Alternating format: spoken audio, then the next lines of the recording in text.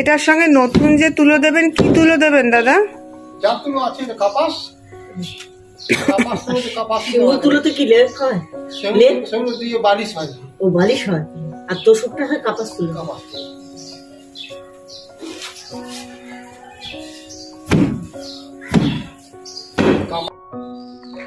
কেমন আছো বন্ধুরা?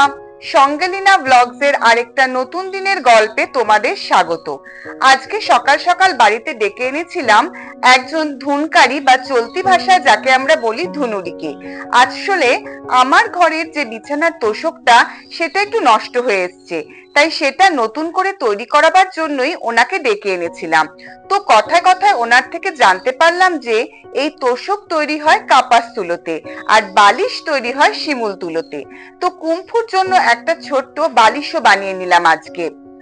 উনি এটাও জানালেন যে এই তুলোগুলো ওনারা আনেন হাওড়ার বাঁধাঘাট থেকে, আর সেখানে এই তুলো আসে মাদ্রাজ বা চেন্নাই থেকে, ওখানে এই তুলোর চাষ হয়ে থাকে। তো মোট 10 কেজি তুলো দিয়ে এই তোষকটা বানানো হলো। তার মধ্যে 6 কেজি তুলো উনি পুরনো যে তোষক ছিল সেই তুলো ধুনেই পেয়ে গিয়েছিলেন। এই তোষকটা বানাতে মোট খরচা পড়লো 1900 টাকা মতো। বালিশটা বানাতে 200 টাকা নিলেন।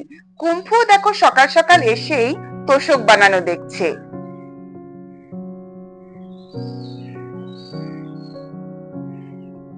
বিকেল হয়ে গেছে, কাম্পু যাচ্ছে ক্যারাটে ক্লাসে। আজকে ওর ক্যারাটের বেল গ্রেডিং এক্সাম রয়েছে। চল চল। এই হলো আমাদের বাড়ির সামনের সিথিকোরাস মাঠ। এইখানেই কাম্পুদের ক্যারাটে ক্লাস হয়ে থাকে। এই দেখো সিনিয়র স্টুডেন্টসরা সব বেল্ট গুলো গুছিয়ে রাখছে। এখানেই আজকে ওদের ক্যারাটের বেল্ট গ্রেডিং এক্সাম হবে। এই মাঠে খানিকটা খেলাধুলো করতে পারবে, দৌড়াদৌড়ি করতে পারবে, এই ভেবেই আমি কাম্পুকে ক্যারাটেতে ভর্তি করিয়েছিলাম। এখন ও কিন্তু ক্যারাটেটাকে খুব ভালোবেসে ফেলেছে। প্রায় বছর 2 হলো ক্যারাটে শিখছে। White belt, yellow belt, green, orange পেরিয়ে আজকে ও ব্লু বেল্ট পাবে। এই দেখো ওদের ক্যারাটের যে স্যার, যাকে ওরা সেন্সি বলে, তিনি দাঁড়িয়ে আছেন।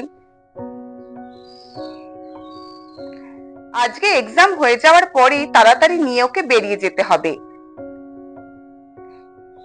এই যে বাড়ি ফেরার পথে এই রাস্তাটা, এটা আমার খুব প্রিয়। এই আলপনাগুলো গত বছর পুজোর সময় দেওয়া হয়েছিল। আর এখানে যাওয়ার পথে একটা মাধবীলতা ফুলের গাছ আছে, সেটাও আমার খুব ভালো লাগে। জীবনে চলার পথে যেন এই ছোট ছোট ভালো লাগাগুলো খুঁজে নিতে পারলে জীবন কিন্তু অনেক সুন্দর হয়ে ওঠে।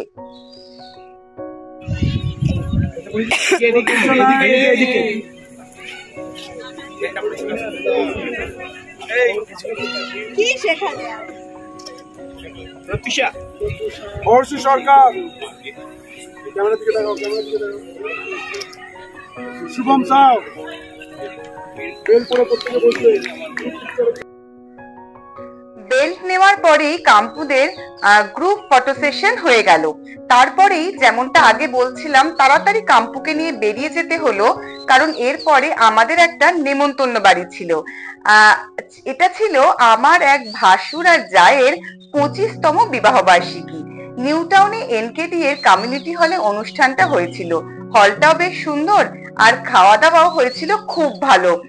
আর প্রচুর আত্মীয় স্বজনের সঙ্গে দেখা হয়েছিল, গল্প গুজব হলো। তো খুবই ভালো লাগলো। বেরিয়ে আসতে ইচ্ছে করছিল না, কিন্তু তাড়াতাড়ি চলে আসতেই হলো, কারণ বাড়িতে কুম্ফুকে রেখে গিয়েছিলাম চায়না আন্টির কাছে।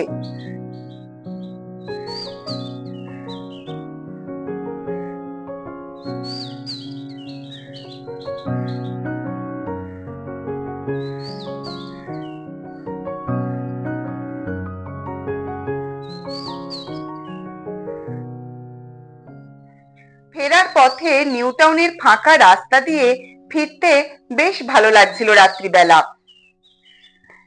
তো এই ছিল আমার আরেকটা দিনের গল্প। ভিডিওটা তোমাদের কেমন লাগলো জানিও। ভালো লাগলে একটা লাইক করে দিও। তোমরা সবাই ভালো থেকো, সুস্থ থেকো, আর চ্যানেলটা সাবস্ক্রাইব করো পারলে, আর সঙ্গেলিনার সঙ্গে থেকো।